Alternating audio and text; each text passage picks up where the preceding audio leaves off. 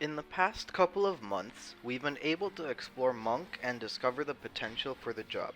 Thanks to the spreadsheet math wizards and some of the veteran monks from the Balance Discord, an in-depth guide on high-level Monk was created.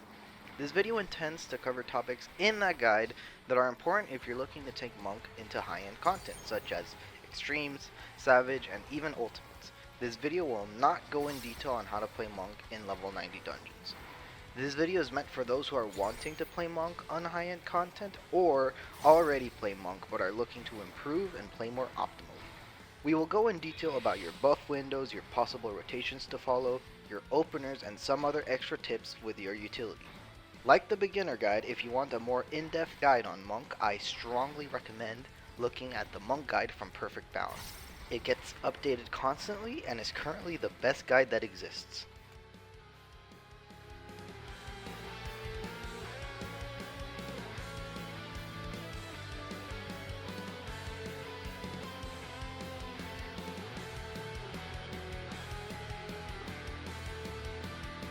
If you played Monk before Endwalker, this concept might be familiar to you already. The duration of Riddle of Fire is 20 seconds, which means that you can get up to 11 GCDs within the personal buff as long as you late weave the buff. A late weave is when you push your ability near the end of the GCD. 2/3 is what is recommended. By doing so, you can catch your last GCD under Riddle of Fire as long as you push your GCDs on cooldown. This is called snapshotting the buff, and it works with any buffs that appear under your status info enhancements window. It is very important that you are late weaving your Riddle of Fire buff as much as you can without clipping. If you don't, you'll miss your very last GCD under the buff. This is a relatively tight window, so any downtime or clipping can cause you to miss a GCD under the buff. Let's go back to the 11 GCD Riddle of Fire window. If you're in an even window with your Brotherhood buff, your buff window will contain 2 blitzes, 6 Beast Chakra GCDs to generate the blitzes, and 3 filler GCDs, which can vary depending on your buff window. For the most part, 2 of these GCDs are going to be the GCDs that come from the Formless Fist buff that you get after executing a blitz. If you're in an odd buff window, the one without Brotherhood, you'll only have 1 blitz accessible to you and 7 filler GCDs. Ideally, your Beast Chakra GCDs come from either Bootshine or Dragon Kick because that's where most of your damage comes from. This will cause your blitz to most likely either be Elixir Field or Phantom Rush. The specific placement of the blitz depends on what rotation you're doing. In the beginner guide, the 2 openers were discussed. In this guide, I'll be explaining each rotation more in depth, what are the prerequisites for each, and in what scenarios you should do each rotation. There's 2 main rotations you can follow depending on the level of optimization you wish to reach. The first one we're going to discuss is known as the Brain Dead rotation. This rotation is what is recommended for the average player. If you're just looking to play Monk, play the content, and clear, this is the rotation for you. The rotation is a perfect 2-minute loop and is considered to be the easier out of the 2. This rotation follows the exact same flow every 2 minutes, which makes it very easy to remember and get injected into your muscle memory. The trick to this rotation is that after executing your second blitz in your opener, and in every 2-minute window you would use a Twin Snakes as your formless GCD. This forces a loop, which causes it to be the exact same every time. One thing to note is that the opener has a Rising Phoenix as the second blitz, and every subsequent 2-minute window has Elixir Field as the second blitz. Notice that in the burst window, we use Perfect Balance before your Riddle of Fire buff comes up. This is done to avoid overcapping the Perfect Balance charges and to maximize the timer of your Demolish. We make use of the Solar Blitz to refresh Demolish under the buff as well as the Disciplined Fist buff for maximum damage for the upcoming Bootshine Dragon Kick spam. Generally speaking, we want to try to keep our buffs up and prevent them from falling off during our burst window. This is why we try to use our Solar Blitz to refresh them if we have to. In our odd minute window, we would use Perfect Balance after we use Twin Snakes and Demolish to refresh both. After that, we alternate between Bootshine and Dragon Kick for a Beast Chakra GCD, and then finish it off with a Phantom Rush. Every 2 minutes, the boot shine and dragon kicks are alternated, but other than that, the rotation is exactly the same every 2 minutes. Just make sure you're late weaving Riddle of Fire because, as we mentioned before, the very biggest hit is under the last GCD, and if we don't late weave the buff, we're missing out on the damage. The main drawback to this rotation is how downtime can mess up your timings. If you have to run out of an AoE or the boss jumps or something along those lines, you might end up drifting your rotation and get unaligned from the rest of your party. Other than that, the rotation is very easy to learn because it follows the exact same flow every 2 minutes. The only thing is that Dragon Kick and Boot Shine alternate every burst window. If you're looking to cross-check to see if you're doing the rotation correctly, Perfect Balance has some great videos on what each rotation should look like, and there's also a spreadsheet with every single GCD in the Brain Dead rotation for the first 6 minutes and 30 seconds of a fight. I will be linking those two in the description. The second rotation we're going to be discussing is known as Optimal Drift. Optimal Drift can be summarized as maximizing your buff uptime while minimizing overwrites for your damage buff and damage over time. This rotation is pretty similar to the Brain Dead rotation, but the main difference is that after every blitz, we're going to be using either Dragon Kick or Boot Shine as our formless GCD. Generally, it's best practice to use an Oppo GCD as your formless GCD, but in the Brain Dead rotation, we opted to do a Twin Snakes after the second blitz to force a loop. Naturally, if we're not going to be doing that, our rotation will be looking a little bit more complicated than before. Due to our faster skill speed, we can't really fit every button we want between bursts for a smooth and simple rotation. For that reason, we have to account for this drift by expecting to handle our bursts in a few different ways. Remember that we want to avoid our buffs falling during the burst window and ensure that all of our blitzes and big damage GCDs are buffed. This is where the concept of optimal drift comes into play. Depending on the timer of your demolish, you can enter your burst window differently because we can move the blitzes around. This way we ensure that our demolish and twin buff do not fall off while still keeping your blitzes within Riddle of Fire. Remember that in the beginner guide I mentioned that your demolish GCD should happen after every 2 snap punches? From now on, I will be referring to these instances as Snap 1, Snap 2, and Demolish. Since we are not forcing a loop, we will not always have a naturally occurring demolish at the start of our burst window. Depending on the timer of demolish, optimal drift allows you to enter your burst in one of 3 different ways. As you can see in this graphic, your position in your rotation can significantly change how your burst window looks like. For the most part, you will only be looking at Riddle of Fire plus Brotherhood 1 and 3, because Riddle of Fire plus Brotherhood 2 only happens if you have some sort of downtime or a lot of uninterrupted uptime. In order to identify which of these entries to your burst is the correct one, you have to work backwards. There's a multitude of ways to figure this out, but what I like doing is seeing what was the last co-world GCD I used when Riddle of Fire was at around 16-18 seconds. The last co-world GCD you used, Snap 1, Snap 2, or Demolish indicate which window it is. When your last co-world GCD before Riddle of Fire is Snap 1, you would perform Riddle of Fire plus Brotherhood 2. If it was Snap 2, you would perform Riddle of Fire plus Brotherhood 1, and so on. This concept assumes that you're using Riddle of Fire and Brotherhood on cooldown, which is why you see multiple little icons for Riddle of Fire. Any of these placements work, but when executing it, try to use it as soon as it comes off cooldown while still late weaving as we mentioned before. Brotherhood should always try to be an early weave instead.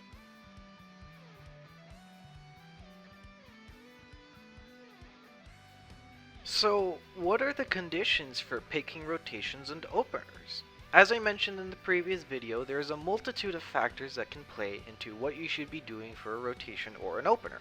As a general rule of thumb, you want to try to maximize the amount of blitzes you can get within a fight, more specifically, the amount of phantom rushes in the course of a fight.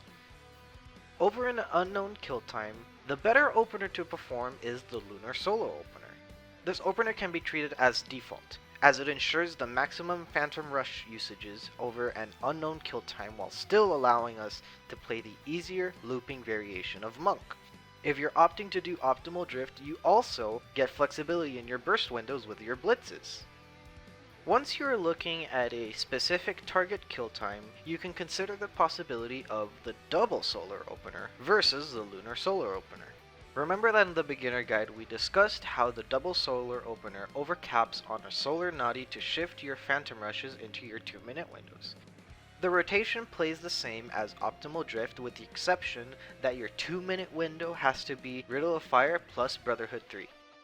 At your 2-minute window, you clip your Demolish by around 6 seconds, but you're only really losing out on 2 ticks of Demolish every 6 minutes. If you're doing this rotation, it is very important to be aware if you're going to be losing a usage of Phantom Rush due to the target kill time. If so, it is not worth doing, but if you're aiming for an even kill time around the X minute 30 mark after 6 minutes, this opener becomes the better option. The double solar opener shifts your biggest hit into buffs, but keep in mind, this is still very dependent on your team composition. You should have a decent amount of party buffs to justify the enhanced 2-minute burst window. When the proper conditions are met, this rotation is better over the others. The double solar opener is strictly a gain for the overall party DPS, but it gives you less personal damage, especially if you consider the kill time mentioned previously. Generally, you want to consider each encounter as its own unique rotation since each fight has specific factors to consider such as downtime, ad phases, and mechanics. Each fight is different and each one can have different approaches to said scenarios. Additionally, there might be certain reasons where you might opt to delay your burst windows due to kill time or downtime, but this should be well planned and coordinated with the rest of your group so you do not drift. If you're only looking to play Monk and clear content, just do the Brain Dead rotation, as it is the simplest out of the 3, and while we perform some quote-unquote misplays to force looping, the overall loss is not that bad. Otherwise, go for Lunar Solar as a default rotation, especially when progging or have an unknown kill time. If you know what your kill time will be, and you know you won't miss out on a Phantom Rush usage, do the double solar rotation.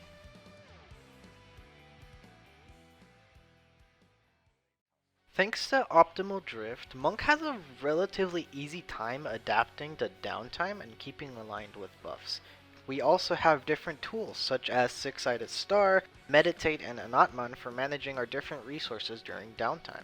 Six-Sided Star is a strong hitting global cooldown with a long recast timer. This ability's primary usage is focused around forced downtime, but it can also be used as the ideal last hit of a boss. The duration of this move's recast can be considered equivalent to 2 normal global cooldowns. We can use this knowledge to determine if it's worth using Six-Sided Star. If you're required to lead the boss for at least 2 GCDs, or 4 seconds approximately, then use Six-Sided Star as your very last hit before moving out. Unfortunately, using Six-Sided Star drifts your rotation by 2 GCDs, but if you're using Optimal Drift, you can use that knowledge to realign yourself back. Anatman is a bit of a niche button. The main usage for this is for really long transitions. Using Anatman refreshes the duration of Form Shift, your stance, and your Disciplined Fist buff. Additionally, this ability is a channel. This means that as long as it's active, all of the buffs that I just mentioned will get frozen. They will not fall off. This means that the potential to keep a Disciplined Fist buff for a long amount of downtime exists. Unfortunately, any action immediately cancels the channel for Anatman, which heavily restricts the usage of it.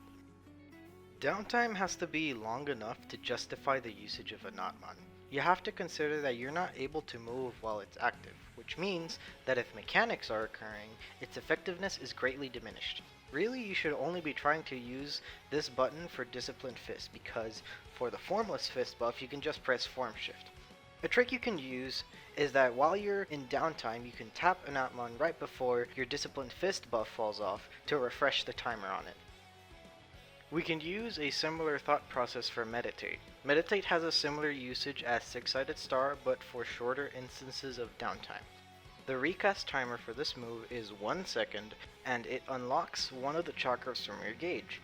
Meditate will almost always be available to you because you should always try to use the Forbidden Chakra or Enlightenment as soon as they become available. But when regarding downtime, you should only really use this move if you have less than a GCD of downtime. The short duration of this move means that it can also go in combination with Six-Sided Star and Anatman. While each encounter has different ways to handle downtime, I strongly recommend asking some of the people in the monk channels from the Balance Discord, especially when it's fight-specific questions. There's an infinite amount of different ways to optimize your downtime, but there's not enough time in this video for that. Generally speaking, following this flowchart is a good practice for dealing with downtime. If you have less than a GCD of forced downtime, you can just walk out of the AoE and back in. If you can snapshot the AoE, even better. I only recommend doing this though if you're comfortable with the fight. If not, I just recommend sacrificing the uptime for a moment, but keep trying to improve and learn how to snapshot the AoE. The Akk Morning website has a great article showing off more information about how 14's engine snapshots with AoEs. If you have 2 or more GCDs of downtime, you should always try to use Six-Sided Star because it is the biggest gain on average. Be careful because your GCD can ghost if you use it too close to when the boss jumps. Ghosting is when you press a GCD and the enemy becomes untargetable, causing your global cooldown to not do damage. If you still have downtime after the long recast timer of Six-Sided Star, just use Meditate or Anatman as you see fit. You should always try to aim to have your full chakra gauge when the boss becomes targetable again. Even better if you can manage to keep your Disciplined Fist up with Anatman, but that is a little bit harder to do and is a much more niche optimization. Be aware that any downtime you have will drift your rotation slightly.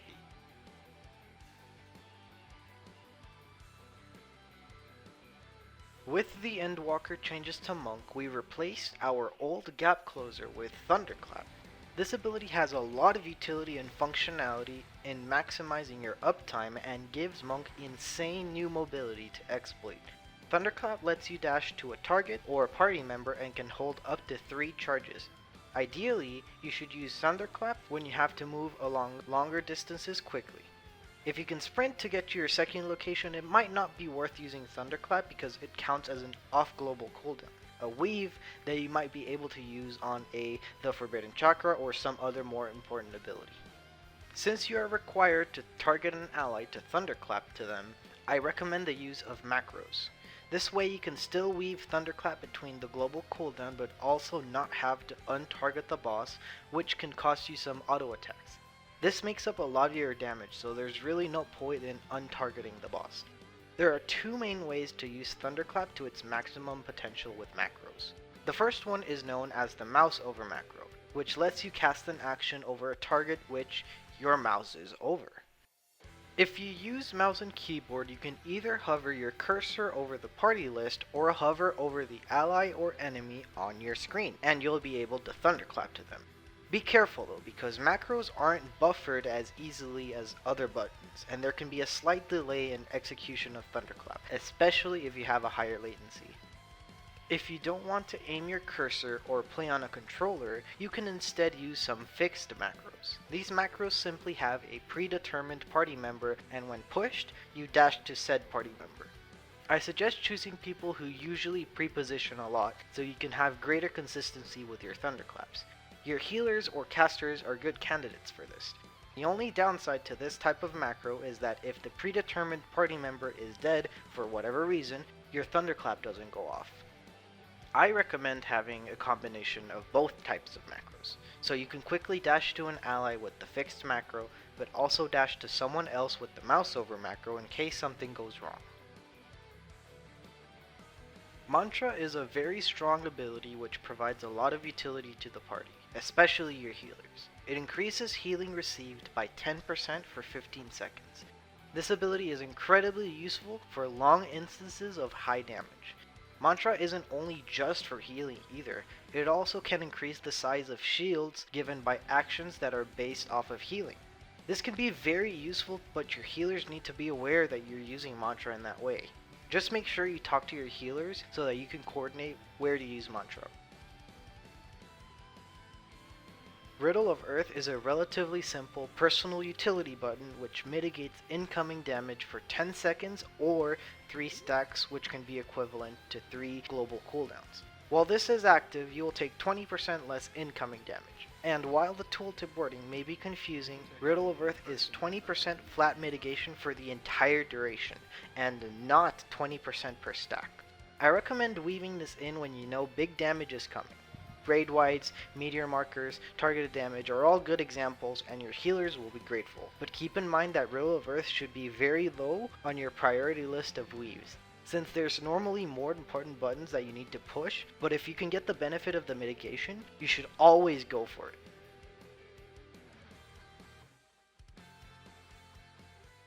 I covered a lot of different topics in this video, and honestly, most of them were really surface level. I really strongly recommend reading the entire monk guide if you're looking to improve.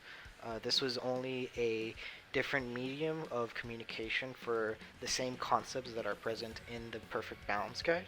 I really strongly also recommend asking questions in the Balance Discord. Focus on what I talked about in this video and focus on mastering especially optimal drift if you're looking to improve.